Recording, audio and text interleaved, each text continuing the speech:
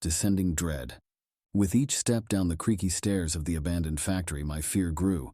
The musty smell of old earth filled my nostrils as I descended into the dark cellar. My lantern barely lit the way as I ducked under beams and dodged turns. The air felt suffocating, like a weight pressing down on me. As I went deeper, I sensed something sinister watching me. Panic set in as I reached a dead end and heard scratching behind a crate. A gnarled hand shot out and grabbed my wrist with a vice-like grip. It was an old woman with wild eyes. Her tattered clothes hung on an emaciated frame, her face contorted with anger. She blocked my path, gripping my arm tightly and hissing for me to leave. But it wasn't just her. The darkness around me came alive, whispering with an otherworldly force. I struggled to break free, but her grip was surprisingly strong. As I fell backward, shadows slithered out of the corners of my eyes, their movements unnatural. The creatures closed in, their whispers growing louder. I ran towards the exit, my heart hammering. Moonlight filtered through the trees as I burst into an open clearing. The sounds of pursuit echoed behind me. I fumbled for my keys and dove into my car, locking the door behind me. As I drove away, the image of the strange creatures and the old woman lingered in my mind, haunting every waking moment. After days of research, I discovered that the alcove was a sacred site for an indigenous tribe until settlers desecrated it, angering spirits. With supplies and a knot in my stomach, I returned to the abandoned factory. As I explored the dark corridors, my senses heightened. Suddenly, a whisper brushed against my ear, and I spun around. There was nothing behind me. I continued forward, feeling a presence looming over me. Suddenly, a loud crash shattered the silence. Brave and stupid, I ran towards it and found ghostly figures surrounded by a faint blue light. Before I could make sense of it all, they vanished. In the dim light, a figure emerged from the shadows, with inhuman features and glowing red eyes. Paralyzed with fear, I attempted to run, but I couldn't move. When my legs regained their footing, I stumbled and fell, striking my head on a pile of debris. Disoriented, I stood, running away from the wailing sounding behind me. The creature chased me through the factory. I came to an impasse at the end of a corridor. Cornered, I grabbed a metal pipe, prepared to fight for my life. I swung at its head, the metal making full contact with its skull, disorienting the creature long enough for me to find an exit and escape to the outside. The creature gave chase, still determined to attack me, and despite my best efforts, I knew I wouldn't defeat it. Suddenly, a helicopter appeared overhead with a searchlight and megaphone ordering us to surrender. I sprinted towards the light, ignoring the pain in my head. A soldier pulled me inside just as the creature was about to tear into my flesh with its jagged claws. In time, the adrenaline wore off. We landed at a medical facility where I was lucky to be alive, despite the severity of my wounds. The soldier who had saved me stayed by my side as I recovered, offering words of encouragement. As I healed, I couldn't help but think about how close I was to not making it out alive. I felt relief wash over me, but then the memories flooded back. The creature, the chase, the attack. What was that thing? I asked one morning, a week removed from my ordeal. It's an experimental project that escaped from a nearby lab, the soldier explained. We're still gathering information. Is it dead?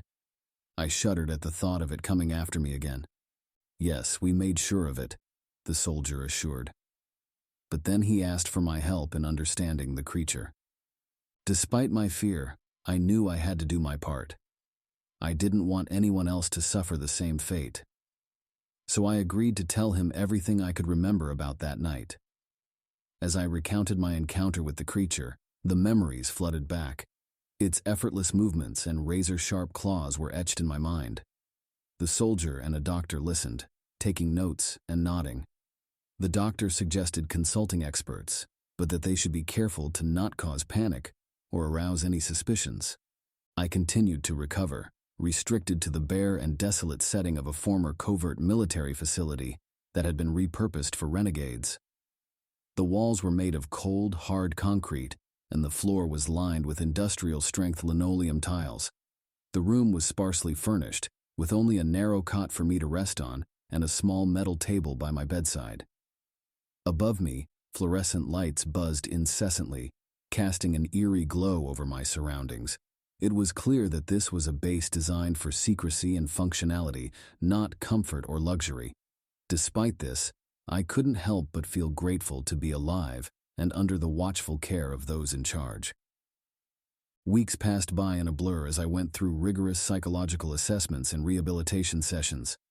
Sergeant Daniels, the soldier who had rescued me, became an ever-present figure, checking on my recovery every day.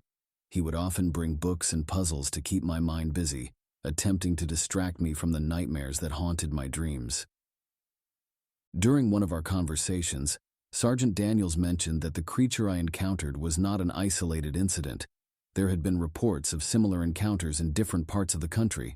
People were disappearing under mysterious circumstances, leaving behind only confusion and fear. It was clear that the government had been keeping this information hidden from the public. But why? What were they trying to protect? The questions swirled in my mind, demanding answers that seemed just out of reach. I grew restless, confined to the sterile walls of the medical facility. I yearned for some semblance of normalcy, for a chance to return to my life before all this happened. But deep down, I knew that my life would never be the same. The encounter with the creature had changed everything, and I couldn't simply go back to the way things were. One evening, as Sergeant Daniels sat beside me during our usual conversation, I mustered up the courage to ask him about the secrets that the government was hiding. His face tightened, a flicker of hesitation crossing his eyes. He sighed heavily before finally responding. "The truth is, there's more to this than what meets the eye," he started cautiously. "The government has been experimenting with genetic mutations and bioengineering for years. They were trying to create super soldiers, beings with enhanced physical capabilities and heightened senses." I stared at him in disbelief, my mind racing to catch up with his words. Super soldiers? Genetic mutations? It felt like I had stumbled into some sort of sci-fi nightmare. "But something went wrong," Sergeant Daniels continued. "The creatures that you encountered were once human soldiers who volunteered for the experiments, but they lost control of their humanity and became monstrous beings. The government lost control of them, and now they roam free, wreaking havoc wherever they go." I couldn't believe what I was hearing. It was beyond anything I could have imagined. The government had turned men into monsters, and now innocent people were paying the price. "But why keep it a secret?" I asked, my voice trembling with anger and fear. Sergeant Daniels looked away, his expression heavy with guilt. "The government doesn't want the public to know about their failed experiments. They fear the panic it would cause, the loss of trust in their ability to protect the country." I clenched my fists, my anger boiling over. How could they prioritize their reputation over innocent lives? "I need to do something," I said, determination heavy in my tone. "I can't just sit here knowing what's happening out there." Sergeant Daniels nodded in understanding, his eyes flickering with a mix of admiration and concern. "I understand your frustration, but you need to be careful. These creatures are dangerous, and the government will stop at nothing to keep their secrets hidden." I took a deep breath, steeling myself for the path I had decided to take. I can't just let them continue terrorizing innocent people. I have to do something to stop this. Sergeant Daniels reached out and placed a firm hand on my shoulder. "I admire your bravery, but you can't do this alone. We need a plan, resources, and allies who are willing to stand up against the government's corrupt actions." His words resonated with me. I knew I couldn't face this fight alone. I needed help, someone who understood what was at stake. "Are there others like me?" I asked. Sergeant Daniels nodded. "There are resistance groups scattered around the country, people who have been affected by the government's experiments and are fighting back. They want to expose the truth to the world." Relief washed over me, knowing that I wasn't alone in this fight. But I also understood the risks involved. The government had vast resources and would stop at nothing to protect their secrets. We would have to be careful and strategic in our approach. "I want to join them." Sergeant Daniels smiled, a glimmer of pride in his eyes. "I knew you would say that. I've already been in contact with some of these resistance groups. They'll be expecting us." A fire ignited in my veins, fueling me with an unbreakable determination as I readied myself for the upcoming battle. No longer a helpless victim, I had transformed into a ferocious warrior, fighting not only for my survival, but for the countless others who had been subjected to the government's cruel experiments. Their screams echoed in my mind, pushing me forward with an unrelenting fury. This was no longer just a fight for justice. It was a war against evil itself. Dance of the Damned. The pungent perfume of sulfur clings to my skin, a ceaseless keepsake from the encounters I've endured in the world's hidden abysses. Sleep is a rare treasure, as whispers on the wind signal an encroaching shadow, a voracious entity that yearns for more than mere human souls. Tonight, the gale howls like a wraith, gnawing at the ragged motel's window. Perched on the edge of the bed, I cradle a tepid cup of coffee, the first hint of warmth I've felt in days. The television blinks with static, reflecting the storm brewing beyond. My phone, its screen scarred from endless journeys, flashes one new message: St. Jude's Hospital, urgent, come alone. St. Jude's is both a haven and a tormentor. It's why I find myself in this forsaken town on civilization's fringes. My niece Lily, her eyes holding whole universes and a spirit brighter than any star, battles something far darker than usual childhood illnesses. The message strikes like a stealthy blow, urgent and alone, not reassuring signs. Downing the bitter brew for some much-needed vigor, I steel myself for whatever lies ahead. The hospital towers before me. Its stark white facade contrasts against the storm-racked sky while rain plummets down, hiding its neon sign promising hope and healing, luxuries scarce in my line of work. Inside, sterile air and artificial light clash with nature's fury outside. Nurses' hushed chatter and machines' incessant beeping amplify my unease. Recognizing me from Lily's picture file, an apprehensive nurse motions me forward with her soft-spoken voice. "Miss Jade," she murmurs gently, "follow me." We weave through labyrinthine hallways echoing with her shoes' rhythmic squeaks against the shiny floors, until we halt before a door marked Isolation Unit. "She's changed," she cautions, her eyes reflecting a blend of fear and sympathy. "Just be cautious." Taking a deep breath, the sulfur's familiar scent comforts me amidst the sterile surroundings. Whatever lurks behind that door can't surpass what I've already faced. Upon opening the door, a surge of cloyingly sweet air assaults my senses. In the dim room, a lone bulb dangles from the ceiling, casting an unsettling light on Lily's frail figure swathed in pale sheets. But it isn't her gaunt look that sends terror coursing through my veins. It's her eyes. Their black voids emanating an unnatural glow. Her lips twist into a snarl, revealing rows of needle-like teeth. A growl reverberates from her throat. "Lily?" My voice is barely audible as a whisper. She cocks her head, those black orbs locked on mine as she rasps out one word: "Hungry." Fear seizes me. This isn't the illness I'd feared, but something far more wicked, something bearing the same sulphurous stench I've spent my life combating. Suddenly, those wind-borne whispers hold terrifying truths. The encroaching darkness, its insatiable hunger. It doesn't seek souls but flesh and life force to fuel its strength. And it has found an ideal host in my innocent niece. The door slams shut behind me with chilling finality, leaving me trapped with a monster wearing Lily's face.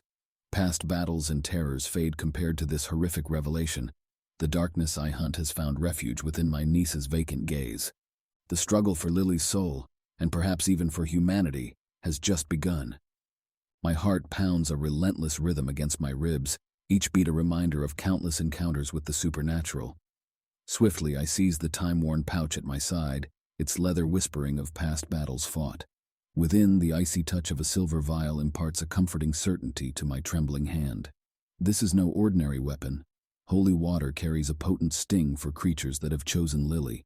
Sweet, innocent Lily who wouldn't dream of hurting even the smallest creature, as their host. Tears blur my vision as fear takes hold, freezing me from within. This isn't a solution but a desperate gamble. To use the vial means risking everything, betting on the slim hope that just a splash of holy water might banish this beast back to its hellish home. Lily lunges forward, her movements unnatural and far removed from those of an innocent child. I dodge her attack, crashing onto the floor. The putrid smell of sulfur fills the room, choking me. In desperation, I rip down the curtain from the window, hoping sunlight may weaken it. Pulling open the curtain allows a beam of pale light to cut through the darkness, momentarily blinding me. A piercing scream echoes around me, an attack on my sanity as if being torn apart by unseen beasts. The light fades as dark clouds gather overhead, unleashing rain in torrents. Lily writhes on the bed while shadows twist around her like serpents in chaos. Slowly, her eyes lose their eerie glow, returning to their familiar blue. Vacant and confused. A weak cough escapes her lips before she calls out, "Aunt Jade." Relief surges through me so powerfully that it threatens to topple me over. I rush to her side and cradle her frail body as tears flow freely down my cheeks. Lily is back, but for how long? The presence still lingers. "We need to leave," I whisper, forming a plan as we go. "The hospital is no longer safe and we must escape." Lily clings to me, too weak to resist, as I gently lift her from the bed. The sterile hallways blur into nothingness until we reach the exit and burst through the automatic doors into the rain-soaked night. My car, an old beast packed with anti-demonic tools that could bankrupt a coven of witches, waits faithfully. As I settle Lily into the passenger seat, I let a single drop of holy water fall onto her forehead from the vial. She whimpers, but the faint sizzling sound tells me it's working. The engine roars to life. Gravel flies out from under the tires as we speed away from the hospital parking lot, just as police sirens wail behind us.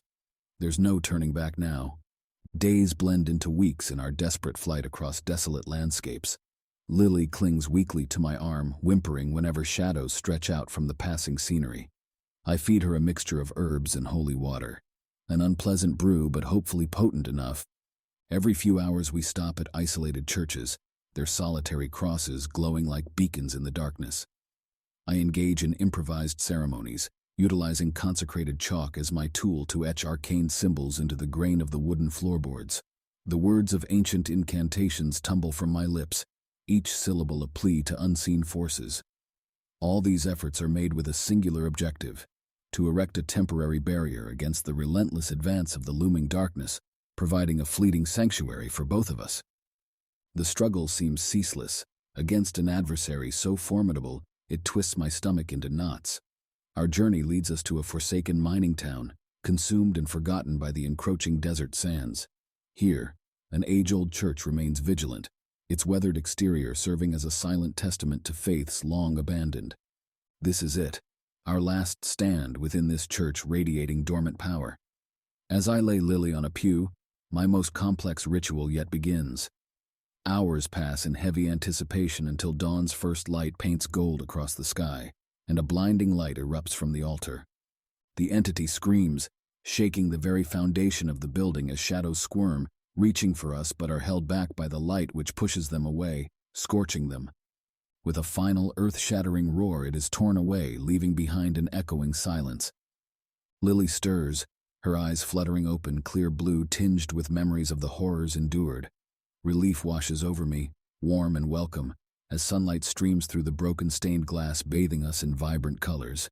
But I know it isn't over. Darkness lurks, biding its time, waiting for its inevitable return. Months later, the haunting prophecy of the elderly woman still reverberates in my thoughts. Our existence has become a whirlwind of relentless study and ceaseless journeying. Meanwhile, Lily, who has astonishingly managed to escape the clutches of the malevolent entity, flourishes within a concealed haven. This sanctuary teems with individuals, each marked by their chilling encounters with the supernatural. Within the eerie remnants of a once revered church, I find myself engrossed in cryptic inscriptions. These ancient narratives are etched in a forgotten language, recounting epic battles against a creature referred to as the Devourer. This beast, spawned from unchecked and savage hunger, feeds on human spirits. It resides in the voids between dimensions, always ready to breach our existence. A particular passage sends shivers coursing down my back. It mentions a beacon whose very existence lures the Devourer. Suddenly it all becomes horrifyingly clear. Lily, with her pure innocence and palpable vulnerability, she is the perfect lure. A persistent dread gnaws at my core. The texts suggest exorcism rituals that demand powerful artifacts dispersed across far-flung lands. Time is running out. Each dawn feels like borrowed time. Every dusk brings the ominous prospect of conflict. One night, Tension sparks through the air like electricity before a thunderstorm. Shadows grow menacingly longer. Murmurs rise on sighing breezes. Goosebumps pepper my skin as Lily grips my hand tightly, her blue eyes wide with terror. "Lily," I say with urgency, holding steady to a vial of holy water and an age-old silver dagger before diving into the impending darkness. The disruption materializes in the clearing beyond our refuge. A spiraling vortex throbs mid-air, while shadowy appendages extend like clawing fingers from its center. The devourer has arrived. Fear threatens to engulf me, but envisioning Lily's innocent face strengthens my resolve. I rush alone toward this ancient horror while it retaliates with shadowy appendages that leave frosty burns on my flesh. I evade and roll, trained instincts that have navigated me through past battles. Each stride forward is laden with peril. Every breath is a silent plea for survival. Finally close enough to feel the devourer's nauseating heat, I splash holy water onto it. It recoils and hisses in temporary retreat. Seizing this brief respite, I thrust the silver dagger into the heart of the vortex. A dazzling light explodes as the blade hits its target. The devourer emits a ground-shaking shriek as its form recoils like an injured serpent. My triumph is fleeting as it unleashes a final burst of energy that propels me through the night before darkness envelops me. When my consciousness returns, Lily's tear-stained face comes into focus. "Aunt Jade?" she murmurs. "Here," I manage to rasp amidst waves of agony. An elderly woman appears beside me, concern etched on her wrinkled face. "You fought valiantly," she states solemnly. Glancing around at the clearing now drenched in soft dawn light with no sign of the vortex leaves me questioning if it had all been an illusion or some collective delusion. "The devourer is gone?" I ask. She shakes her head regretfully, her eyes mirroring an indisputable reality. "No, Jade, it's merely repelled for now, but will return stronger." Gazing upon Lily, my determination is rekindled with a fierce intensity. The lurking darkness may be biding its time, yearning for the moment to stage its unavoidable resurgence. However, we will stand prepared, fortified with an unwavering resolve to shield what we hold dear. Each time the shadows dare to encroach on our world, they will meet our hope and relentless bravery head-on. Tangled Terror. Jill tripped over a carpet of decaying leaves and brittle twigs in the forest's suffocating grip. Her cries for Jeremy, her trusted companion and boyfriend, echoed into the vast unknown. The only reply was an eerie silence that filled every secluded nook of the woodland. A creeping fear gnawed at her courage as countless hours slipped away in a fruitless search. Her aimless wanderings led her to a clearing where a colossal web spanned, shimmering under the moonlight like a satin snare. At its heart dwelt an immense spider, its 8 eyes burning with an ominous red glow, all focused on her. A wave of sheer horror washed over Jill as those eyes turned toward her. The creature's black body pulsed with palpable malice as it moved forward on thin legs covered with spiked fur. It emitted a menacing hiss, revealing sharp fangs that shone threateningly in the scant light. She attempted to run but found herself trapped by something sticky at her feet. She was caught in part of its web. As this behemoth loomed over her, she ineffectively struggled against her bonds, but she was snagged like an unsuspecting moth in its deadly lure. The spider crept closer still, puffing its hot breath onto her face. Its massive jaws unhinged, revealing rows upon rows of needle-like teeth before it lunged at her with terrifying speed, sinking its fangs deep into her neck. Pain exploded through Jill as venom coursed through her veins. She fought fiercely but was soon drained by its poisonous bite. The creature's 8 legs pinned her down while it struck again. More poison inundated Jill, and she knew death was near. Resigned to her fate, she closed her eyes awaiting oblivion. When she opened them again, there was no monster looming above, just remnants of the web stuck to her skin. Confused but relieved, she sat up, her body aching from the spider's assault. How she had escaped its deadly grasp remained a mystery. As Jill made her way back through the dense forest, she couldn't shake the feeling that she had been protected by some unseen power. But who could it be, and how? Her return journey was fraught with uncertainty as she looked for signs of civilization or Jeremy. After what seemed like an eternity, a dim light flickered in the distance. A beacon of hope bloomed within her as it guided her back to the campsite. As the sun dipped below the horizon, Jeremy's empty spot around the campfire remained untouched. The logs were now just charred remnants, and the smoke had long since dissipated into the night sky. Silence hung heavily in the air, a stark contrast to the laughter and chatter from earlier in the evening. She'd made it back to the origin of her adventure. But where was Jeremy, and who had saved her from the evil clutches of the eight-legged fiend? Unseen by Jill and tucked away in the forest's dismal undergrowth, the spider maintained its foreboding watch, patiently waiting for another unsuspecting soul to blunder into its lethal labyrinth. Each night was spent warring against sleep, as vivid images of the spider invaded Jill's dreams. In the nightmares, she was caught in a sticky trap, frozen as the spider crept ominously closer. These midnight terrors soaked her in icy sweat and left her shaking upon waking. She tried to push away the memories of the spider, but they remained stubbornly persistent in her mind. With each passing day, Jill wearily trudged along the streets, putting up flyers in every corner and seeking out any assistance from the authorities to find her missing boyfriend. Jeremy seemed to have disappeared without a trace. Mentally and physically battered and bruised, she was exhausted, yet refused to give up on her search for Jeremy. As she made her way home from work one day, a hideous creature loomed in the shadows of a deserted alleyway. It was shaped like a spider, its large body creating an unsettling silhouette against the dimly lit cobblestones. The intricate web it had spun glinted under the weak light of a street lamp, a macabre masterpiece of death's design. A shiver ran down Jill's spine as she realized the chilling truth. This monster wasn't just coincidentally in her path, it had followed her.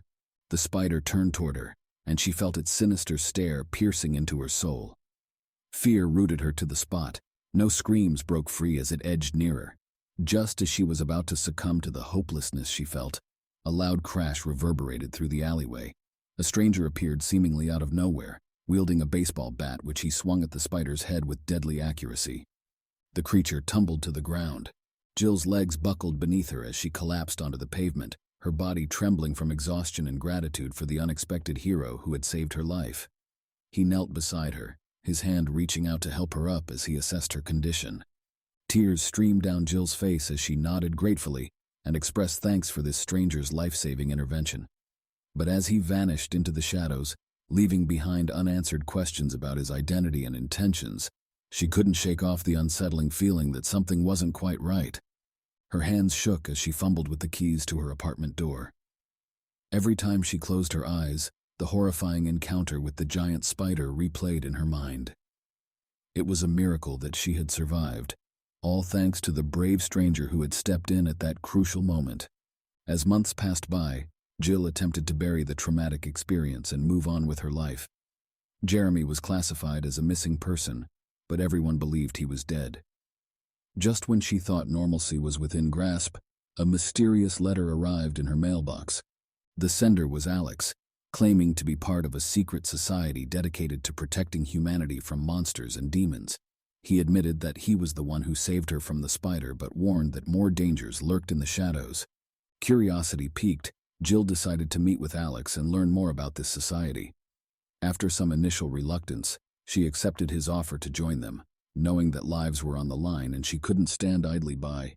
From then on, Jill trained tirelessly alongside Alex and other society members, honing combat skills and learning how to wield various weapons. To her surprise, she discovered latent powers within herself, mastering spells and incantations. In her unique way, joining the society was a tribute to the man she had lost on that fateful night, the night that altered the course of her life forever. Despite facing formidable enemies, Jill was determined to protect our world from impending disaster. The looming battle was intimidating, but it's during times like these that true heroes are forged. Wings of Obsidian. On the grand stage of the Opera Garnier, Camille Dubois stood tall and regal, her voice soaring like a celestial tapestry woven with raw emotion. The audience sat in hushed awe, their eyes fixed on her as she sang, her tone captivating even the most hardened of hearts. Despite her successes and the admiration of her peers, Camille was haunted by a recurring nightmare, a monstrous raven with obsidian feathers and eyes that burned like hot coals. Its croaking voice echoed in the darkness of her dreams, promising unimaginable power and untold secrets. As she sang Ophelia's aria one fateful night, the nightmare bled into reality.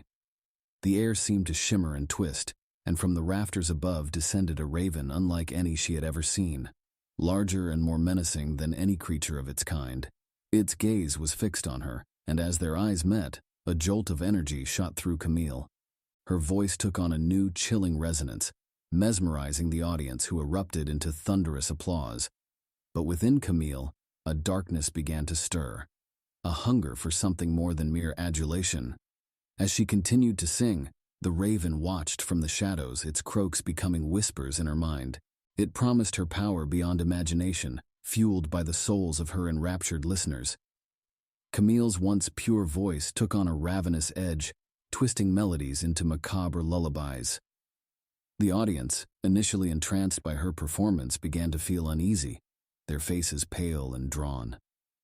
A suffocating silence settled over the opera house, broken only by Camille's eerie song and the raven's ominous croaks, both performer and bird becoming one, leaving a trail of fear and chaos in their wake. As the darkness thickened, Camille noticed a movement in the corners of her vision. Soft feathers sprouted and brushed against her skin in an unsettling caress. As she gazed into the golden-framed mirrors surrounding her, she saw a frightening change in her reflection. Her eyes shone like glowing embers, and her voice developed an unearthly rasp. She clung to the purity of the melody, determined not to succumb to the alluring whispers of the raven. But as she stood on the stage, a longing stirred within her, a craving for the freedom promised by the raven's tempting words. With the darkness inside propelling her, Camille unleashed the full potential of her transformed voice. The vibrations from her song flooded the opera house, creating an eerie hum that reverberated in every space. Rather than being entranced, the audience is consumed with terror. They screamed and clung to each other. Feeding off of their vital energy, Camille gained power with each deadly note that escaped her lips. Camille felt herself succumbing to the blackbird's clutches, its influence too strong to resist. Suddenly, a frail old woman's voice cuts through the chaos with a counter-melody that speaks of ages past and enduring strength. Hearing this song of defiance, the darkness within Camille wavers. In a moment of wrenching awareness, she understands that the blackbird offers no power. It steals souls from its victims and feeds on their essences to sustain its monstrous form. Camille let out a desperate wail, fighting against the tight grip of the raven. She danced and sang, each resounding note and unchoreographed movement rebelling against the raven's dark hold, forcing it back into shadows where it belonged. The raven screeched, its hundreds of obsidian eyes casting a ghostly glow against the gilded moldings. As Camille poured her newfound resolve into the counter-melody, the raven shrank, its feathers disintegrating into a swirl of dust until it was nothing more than a wisp of smoke curling in the shadows. Camille collapsed onto the stage, her voice strained but victorious. The audience, still shaking from the experience, stood and clapped, their applause not just for the performance, but for the brave woman who had used her voice to fight against the darkness. Though forever marked by the encounter, Camille knew the darkness still lurked in the shadows, hungry for another voice to consume. But she stood ready, her voice imbued with the chilling resonance of the raven's lullaby, a perpetual symbol of the struggles she had endured and the delicate essence of humanity. Dark Web Weaver. Amid the towering structures of glass and steel that make up Silicon Valley, where innovation thrived and technology reigned supreme, a dark underbelly lurked in the digital world. Unbeknownst to the bustling masses, Stephen, a reclusive and pale software engineer with haunted eyes, spent his days hunched over a computer screen, his fingers tapping away in a constant dance of code. However, within the frigid and impersonal environment of algorithms and information, Stephen found solace in his obsession with Joanne, an aspiring writer with a vibrant online presence. Her blog was his lifeline, her words filling the void in his isolated life. As he immersed himself in her virtual world, he became obsessed with every thought, feeling, and aspect of her life. With careful attention to detail, Stephen meticulously scoured Joanne's social media profiles, compiling information on her daily habits and preferred locations. He watched her from afar as she went about her life, all while she remained blissfully unaware of the danger lurking in the shadows of the internet. To Stephen, Joanne was more than just an online persona. She was an escape from his dark demons, and he would stop at nothing to make her his own. Joanne sat at her desk, typing furiously as the glow of her laptop screen illuminated her face. Stephen, hidden in the shadows across the street, watched her every keystroke with a twisted sense of satisfaction. As Joanne poured her heart into her blog, Stephen's obsession grew. Like a spider spinning its web, he sent anonymous messages that grew increasingly cryptic and unsettling with each passing day. Joanne tried to brush them off as harmless pranks, but she couldn't shake the feeling of being watched. Unbeknownst to her, a sinister predator lurked just out of sight, waiting for the perfect moment to strike. As the messages became more frequent, Joanne started to feel like she was being watched. She noticed strange figures lingering on street corners, watching her every move. And then came the chilling message scrawled on her mirror, "I know your every move." Suddenly, Joanne's world was no longer filled with vibrant colors and dreams, but instead, with a growing sense of paranoia and fear. She had gone from being a simple blogger to a pawn in a dangerous game orchestrated by an unknown stalker. As Joanne walked home, she felt uneasy. She had received threatening messages from an unknown stalker, and now feared for her safety. Suddenly, she saw him lurking in the shadows with piercing eyes fixed on her. He was no longer just a digital threat. He was here, ready to turn his twisted obsession into a horrifying reality.